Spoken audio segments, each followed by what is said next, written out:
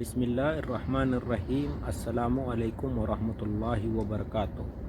آپ لوگ کیسے ہیں؟ امید کرتا ہوں آپ لوگ خیریت سے ہوں گے۔ دوستوں، آخر اللہ کا وعدہ آ پہنچا اور غیرت حق حرکت میں آ گئی اور اللہ کے عذاب نے سب سے خشک سالی کی شکل اختیار کی۔ آج سخت گھبرائے ہوئے، پریشان ہوئے اور تنگ دکھائی پڑنے لگے تو حضرت ہود علیہ السلام کو ہمدردی کے جوش نے اکسایا اور مایوسی کے بعد پھر ان کو ایک بار سمجھایا کہ حق کا راستہ اختیار کر لو، میری نصیحتوں پر ایمان لے آؤ، یہی نجات کی راہ ہے، دنیا میں بھی کوئی آخرت میں بھی، ورنہ پچھتاؤ گے۔ لیکن بدبخت اور بدنصیب قوم پر کوئی اثر نہ ہوا، بلکہ دشمنی کئی گنا زیادہ بڑھ گئی۔ تب ہولناک عذاب نے ان کو آ گھیرا۔ 8 دن اور 7 راتیں برابر تیز و تند ہوا کے طوفان اٹھے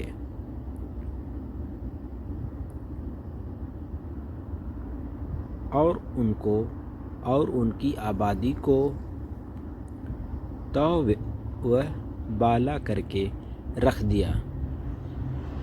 تنومند اور ہیکل انسان جو اپنی جسمانی طاقتوں کے گھمنڈ میں سرمست اور سرکش بنے ہوئے تھے، اس طرح بے حس و حرکت پڑے نظر آتے تھے،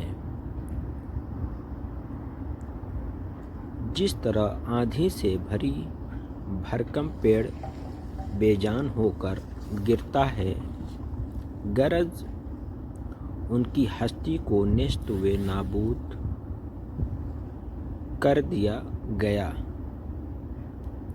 تاکہ آنے والے نسلوں کے لیے عبرت بنے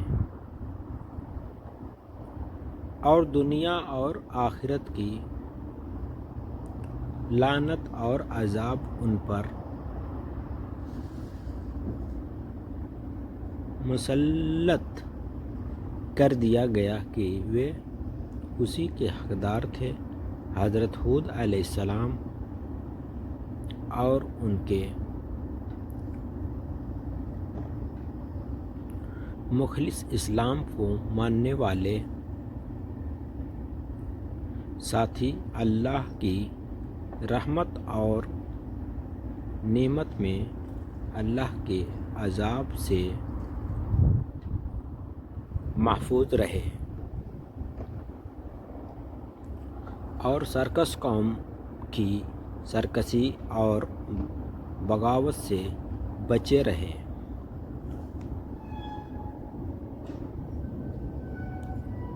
یہ ہے عاد اللہ کی وہ داستان جو اپنے اندر عبرت سے کے سامان رکھتی ہے۔ اس میں انگنت نصیحتیں پائی جاتی ہیں اور اللہ تعالیٰ کے حکموں کی تعمیل اور تقوی و طہارت کی زندگی کی طرف دعوت دیتی ہے۔ شرارت، سرکشی اور اللہ کے حکموں سے بغاوت کے برے انجام سے آگاہ کرتی ہے اور وقتی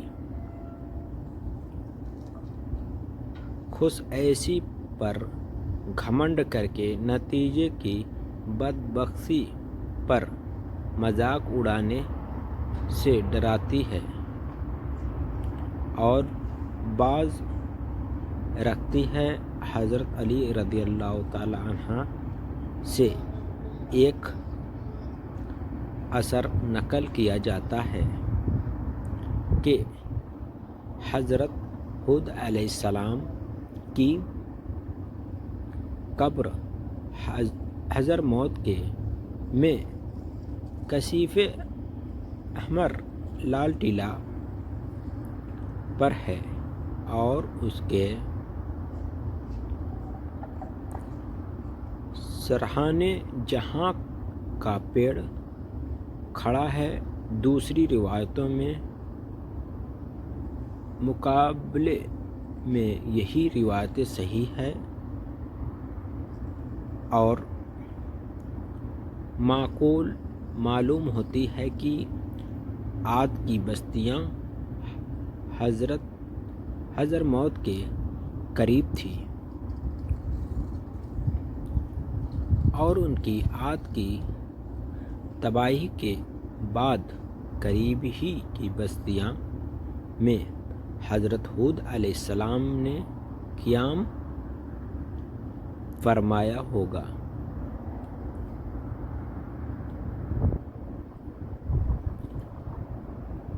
اور وہی وفات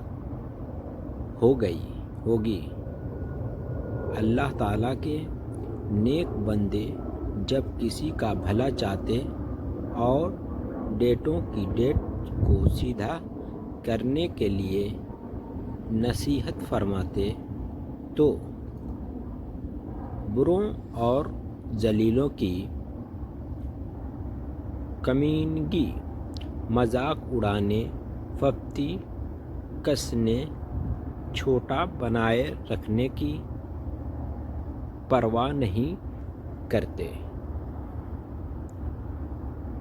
دکھی اور رنجیدہ ہو کر یا ناراض ہو کر بھلا چاہنے اور نصیحت کرنے کو نہیں چھوڑتے۔ اور ان تمام خصوصیتوں میں نمایاں بات یہ ہوتی ہے کہ وہ اپنی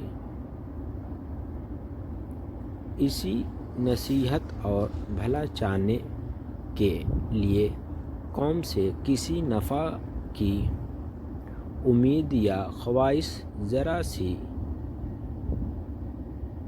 نہیں رکھتے۔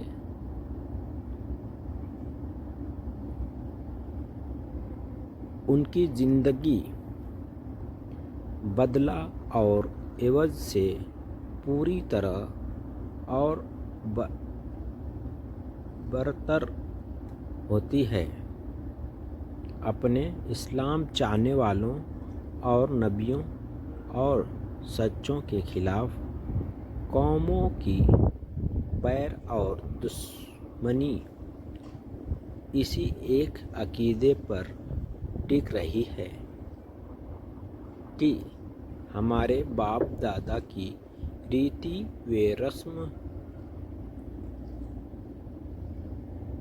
اور ان کی خود کی گڑی ہوئی مورتیاں کے خلاف کیوں کچھ کہا جاتا ہے۔ یہ باتیں قوموں کی زندگی کے لیے ہے،